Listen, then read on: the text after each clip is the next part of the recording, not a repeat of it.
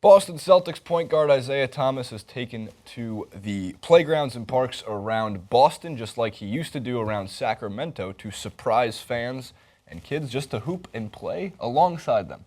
This is something that people did not know he's been doing for years when he was not nearly as a well-known name in the NBA, when he was in the Kings, before he was all-star point guard, before he was the forefront of a major franchise, and he wasn't even cracking 25 minutes per game. I think it was about 26 minutes per game. Before the comment section. Oh, yeah, you gotta go to basketball reference, Jason. Calm down. Take a look at these tweets. Because he used to do it all over social media. I'm in downtown Sacramento, need to find a good place to hoop. This is in November of 2011. He kind of goes... One favorite. Anywhere. Yeah, I was to say, you can even tell this is before he was such a well-known name. Anywhere to hoop out here in Sacramento. I'm trying to get some good runs in before the game tonight itself in the morning. And one more that happened a little later. You can see just by the social media interaction that he was becoming more popular. He was then back in Sacramento. He always wanted to hang out and play some basketball. And then most recently, a couple days back, Boston Globe picked this up and so did Uproxx. Oh my effing God, Isaiah Thomas played basketball with me. He's a big Isaiah Thomas fan. He said that Isaiah Thomas came up to him on the basketball court and said, "Can I shoot with you?"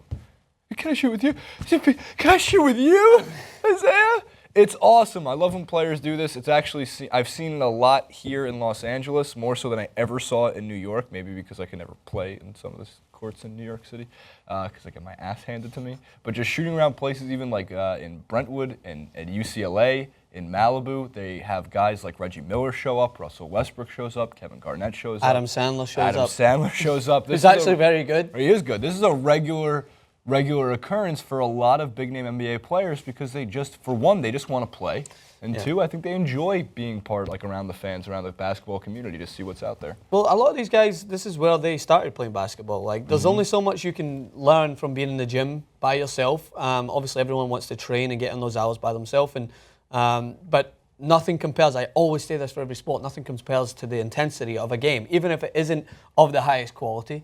You can take it to that next level of quality. You can add the intensity to it. So when people would ask me about football and when I was training, you still play now? Yeah, I still. And people would ask me, what would you do to train? And of course, I would be like, all right, your best friend's a wall, right, by yourself, because that's always going to give you a good pass back. There's no error in a wall. It'll work your first touch. That's from football, of course. But if you wanted to increase fitness, you need to run, you need to do cardio. But when you go into that game, that will give you a level of where you should be at, because nothing that kind of prepares you until you go into that intensity in that environment, and it helps prepare for whatever you're going to go forward and work on. So I'm sure it's the same with basketball players. Of course, the quality is not going to be the same as the NBA. That's why it's the NBA. But you're going to go in and you're going to get you're going to do your game-like methods. You're going to do your game-like movement and try to imagine that this is what you're going to do, and it becomes a ritual. The best thing I learned from sports, I actually learned it from America, because this is what Americans are good at, is you know how to tap into the more athletic side and muscle memory and studies.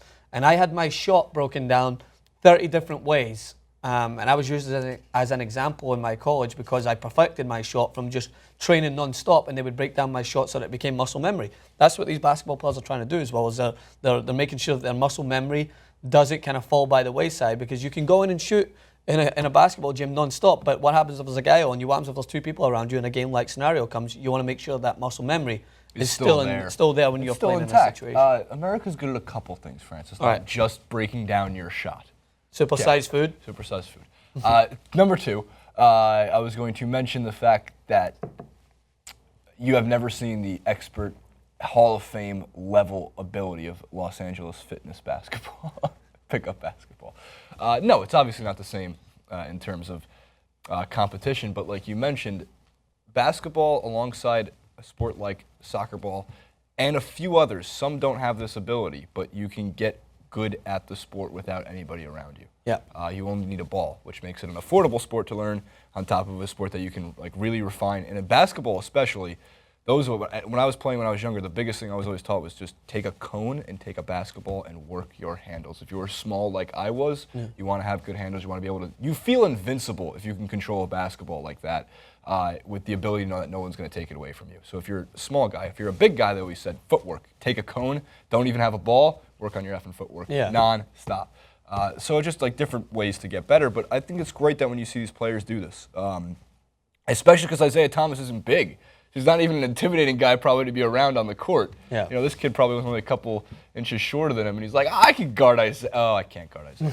That's a nasty crossover. All right, so the Celtics, the new, not necessarily the new look Celtics. Al Horford is there. Jaylen Brown playing behind Jay Crowder. I'm actually very excited to watch what Isaiah Thomas is going to do with what seems like a fully organized team ready to compete this season. Every year before this, the expectation was, let's see how we do. This year, going into this year, it's now we should be winning. We can and should possibly win the East. I think they've got to at least be shooting for a championship game in the East. Yeah, absolutely. I think anything short of that is anything bust. short of that, I think it's a loss, especially when you add someone like Al Horford. And last year, I expected them to at least get into the second round of the playoffs. And they had a rough matchup against the Hawks. Right? Against the Hawks, a physical team that, and congratulations to them for that. But I think that this year I'm expecting, congratulations to that. Good job, guys. There you go. You did it. But I think the Celtics this year, I mean, if they follow suit with another Celtic team, they should be fine. God, one win. You just like God. Comment below. What do you think about Isaiah Thomas surprising? What player would you like to surprise you on the pickup court if that were ever to happen? That was not good English. At Francis_Maxwell at Chasing Number 91, and we'll be back tomorrow. Corey, can I get one shot on this?